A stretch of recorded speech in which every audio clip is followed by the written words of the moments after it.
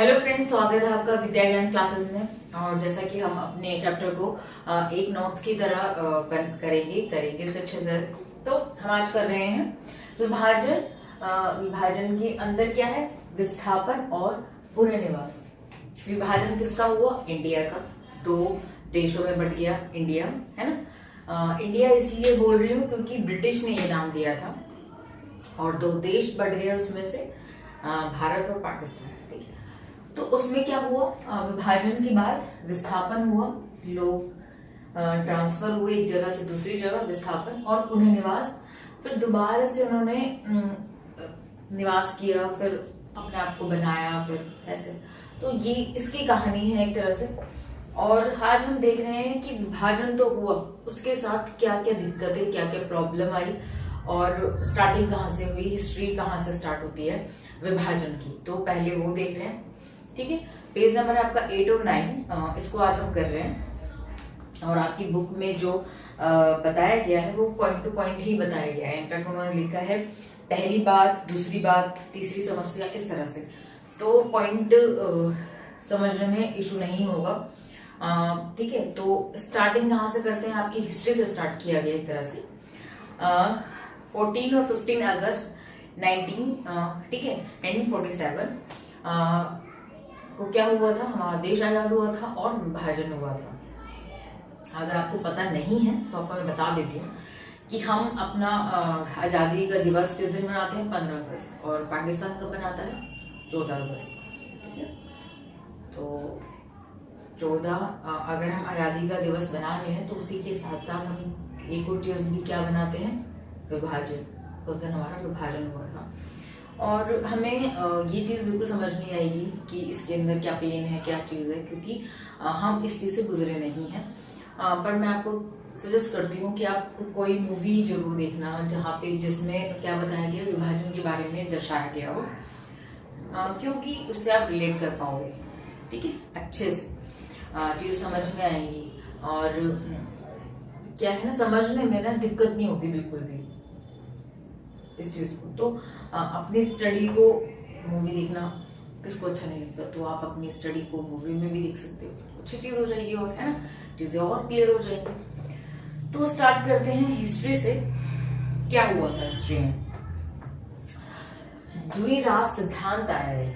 ठीक है, द्विराज सिद्धांत, ये एक सिद्धांत था। किसका? मुस्लिम लीग का सिद्धांत है ये। क्या है ये? मुस्लिम लीग, आपने अगर हिस्ट्री है आपके पास तो आपको पता होगा, नहीं है तो मैं बता देती हूँ। दो पार्टियां सामने आई थी आजादी से पहले। एक थी ये और एक थी कांग्रेस। ठीक है, कांग्रेस तो आज भी हमारे देश में है ही, जब से चली आ रही है। तो दो हो गई, ये था। तो इनका एजेंडा या इनका सिद्धांत था द्विराज सिद्धांत। ये क्या था? ये था कि दो राष्ट्र ऐसे होने चाहिए धर्म के आधार पर। ठीक है, यहाँ से स्टार्ट हुआ था बंटवारे की जो चीज है, यहाँ से विभाजन की जो चीज है यहाँ पर स्टार्ट हो गई थी। इसका विरोध किसने किया था? इसका विरोध किया था कांग्रेस ने। ठीक है, कांग्रेस ने इसका विरोध किया था कि ये चीज गलत है, ऐसा नहीं होना चाहिए। भारत एक ही होना चाहिए, दो राष्ट्र में विभाजन नहीं होना चाहिए। इस तरह से चीजें हो गई। इसमें गेम खेला ब्रिटिश ने भी अच्छे से खासे, और उसने विभाजन किया। उनको ऐसा लग रहा था इनफैक्ट एक टाइम पर कि हम विभाजन करेंगे तो क्या पता हम हमारी दोबारा सत्ता आ जाए ब्रिटिश की, कि तुमसे तो देश संभाल नहीं जा रहा, तुमसे तो कुछ नहीं हो रहा, तो हम ही आ जाओगे। इस तरह से उनकी ऐसी टाइप की प्लानिंग चल भी रही थी पीछे से। ठीक है, तो द्विराज सिद्धांत ये है, बताया गया है आपकी बुक में। ठीक है, अच्छे से कि द्विराज सिद्धांत क्या है। 1940 के टाइम पर ये स्टार्ट हो गया था, इनका आ गया था ये, और ये सब। ठीक है, तो दो धर्म के आधार पर दो राष्ट्रों का विभाजन होना चाहिए। मुस्लिम लीग को ऐसा क्या लग रहा था कि ऐसा होना चाहिए?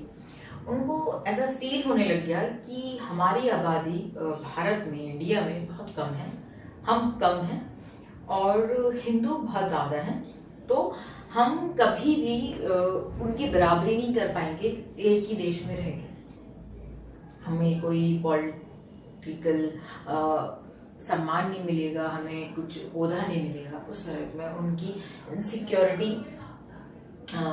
थी वो, देखा जाए तो उन्होंने एक इसलिए अलग देश की डिमांड करी कि हमारे जो अपने लोग हैं, मतलब जो इस कौम से जुड़े हुए लोग हैं, उनको क्या होगा, उनको वो अधिकार नहीं मिलेंगे और हमारे लिए कोई आज़ादी नहीं होगी, हमारे लिए कुछ नहीं होगा। नेक्स्ट क्या है, ठीक है, समझ लिया हमने हिस्ट्री में ऐसा होता ओके है ना, कहाँ से स्टार्ट हुआ विभाजन की जो सोच थी वो।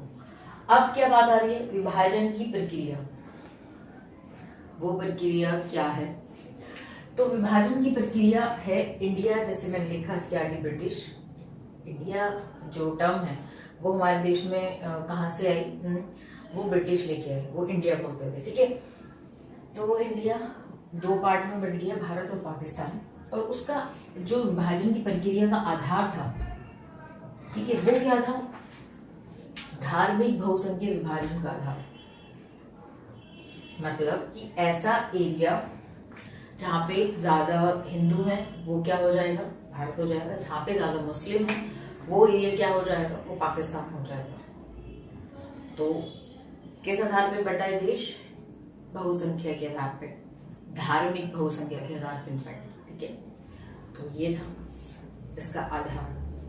तो जब भी आपके पास आए विभाजन की प्रक्रिया का आधार क्या था, तो आप इसको एज इट इज लिख देंगे, ठीक है।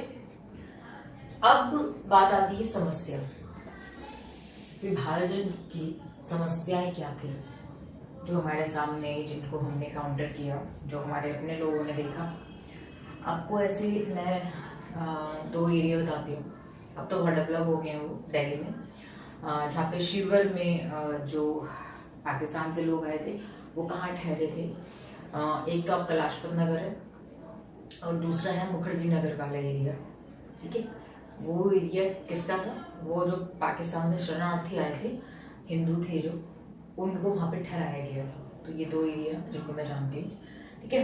यहाँ पे आपको ऐसे लोग मिल जाएंगे जो अपने बड़ों की कहानी सुनाएंगे कि वो कैसे आए, वैसे है ना, और चीज़ें देख लेते हैं। हाँ, तो समस्या पे आ गया था कि क्या समस्याएं हैं, क्या समस्याओं का सामना किया उन्होंने। तो पेज नंबर 8 चल रहा है आपका, ठीक है, विभाजन की प्रक्रिया।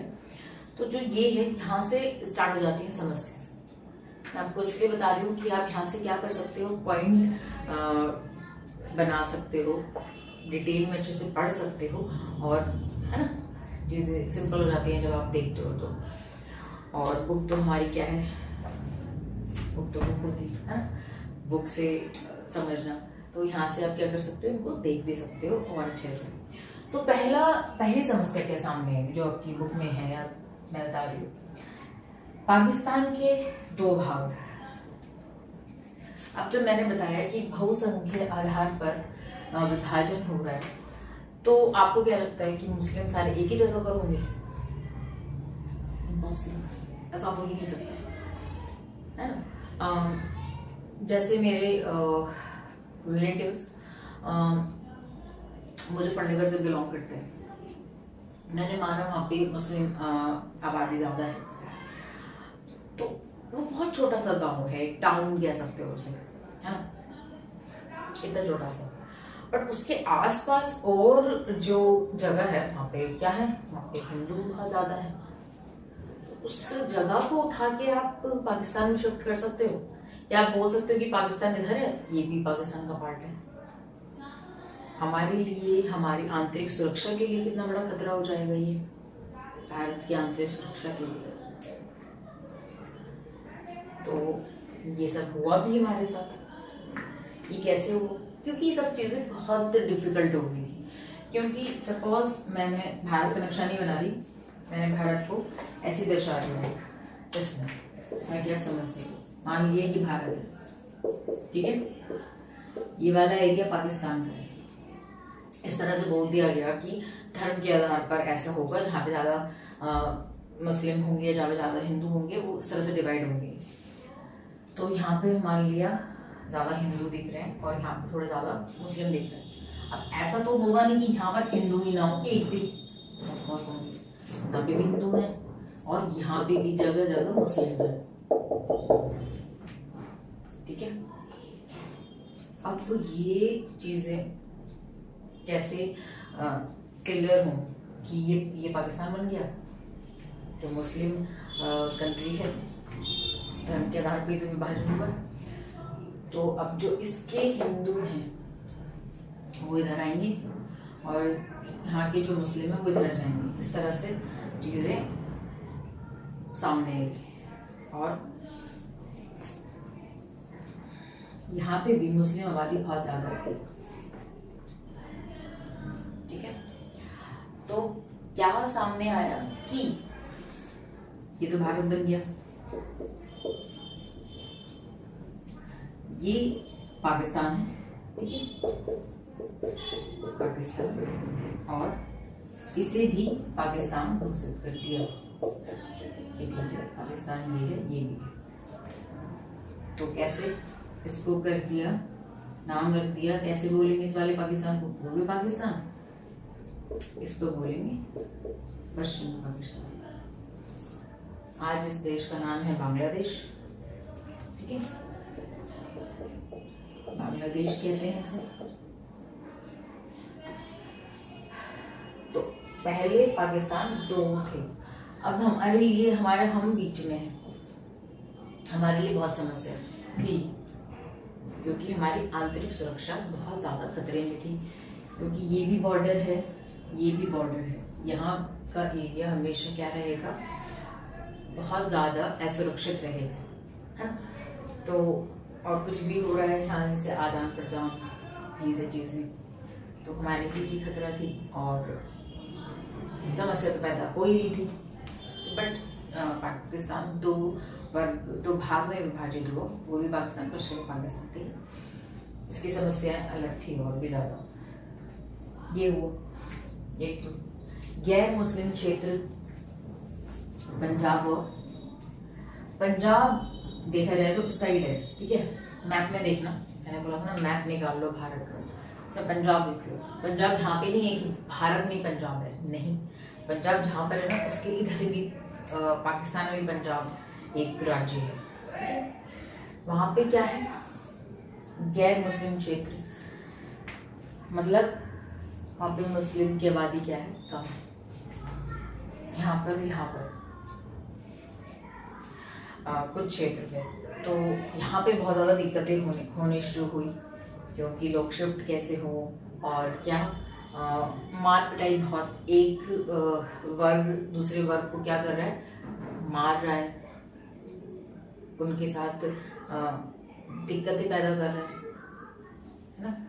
और क्या चीजें, अल्पसंख्यकों की समस्या क्या थी। अल्पसंख्यक जो किसी आबादी में उनकी संख्या कम हो उसे अल्पसंख्यक कहते हैं। 11वीं क्लास में आपने इसकी परिभाषा अच्छे से पढ़ी होगी।